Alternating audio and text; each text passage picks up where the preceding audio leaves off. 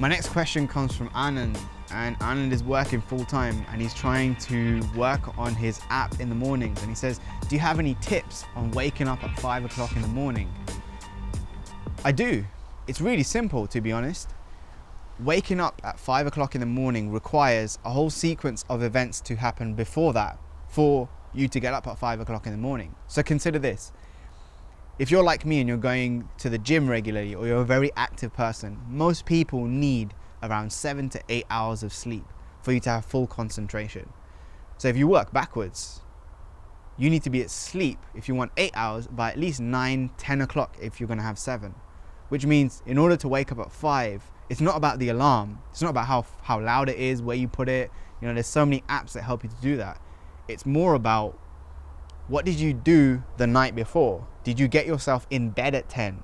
And in order to fall asleep at 10 o'clock, maybe you need to start reading a book at 8 or 7, which means you need to have dinner around 5 or 6 o'clock so you can digest the food, which means you might need to leave work a little bit earlier. So you see how there's a whole sequence and a chain of events. And often when you don't wake up at 5 and you don't do the thing you really want to do, you can apply this to so many behaviors. There is a chain, and somewhere earlier on in that chain, you didn't complete a behavior for that cause and effect, that sequence to happen. The second thing on this is commitment. Before you go to sleep, when I'm on a 5 o'clock in the morning routine, I will, before I close my eyes and I'm in bed, I will ask myself the question, all right, on a level, Geshav, on a scale of 1 to 10, how committed are you genuinely to waking up at 5 o'clock in the morning tomorrow?